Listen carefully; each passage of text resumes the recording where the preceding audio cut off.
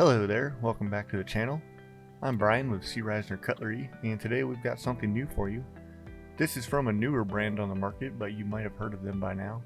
They've been making a name for themselves over the last year or so, releasing a lot of very nice slip joints in a variety of patterns.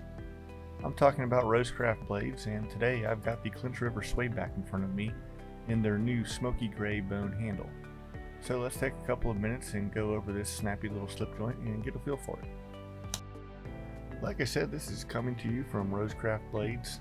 They're down in Tennessee, and since coming to life in 2021, they've been releasing some pretty great slip joint designs like the Loosahachie Jack, the Ocoee River Kayak, and the Beaver Creek Barlow.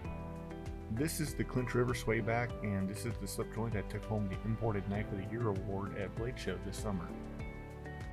Since then, RoseCraft has been on a roll, releasing great designs that are getting lots of positive reviews, including the Clinch Swayback, one of their most popular models so far. So let's open this up and take a look at what we got. This is a Wharncliffe blade with a fairly aggressive profile. It's got a nice smooth satin finish, and the steel is D2. That's not the fanciest steel in the world. It's fairly high carbon. It's certainly not stainless, but it's a pretty durable, easy to sharpen, and reasonably corrosion resistant choice of blade steel. As long as you're not leaving this out in the rain, it's a solid steel, especially when the price of this knife is factored in. There's a nice little swedge on the down curve of the blade and a single-sided nail nick. If you don't have a good fingernail, there's enough blade to where you can just pinch and pull it open. It's not a particularly difficult open either. I'd give it a 6 or 7 out of 10 in terms of pull resistance.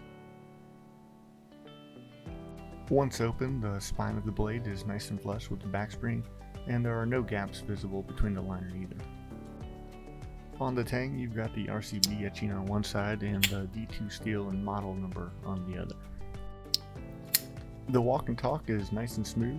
It's a consistent pull and has a satisfying snap-on open. The construction is well done with no gaps visible between the handle and bolster, and the pins are flush with the handle. You won't find any cracks from poor pinning on these. There's an oversized choil, which makes sharpening easy enough, and it gives you some extra grip for those more precise cutting tasks.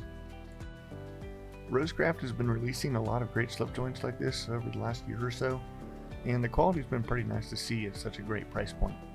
These aren't expensive knives, and most of RoseCraft's models can be had for around the $40 to $60 range, which is an excellent value for the materials and construction you get.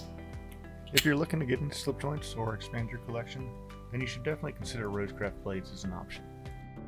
So that's it for today. Thanks for taking a look at this new RoseCraft with us. Feel free to subscribe, and we'll see you next time.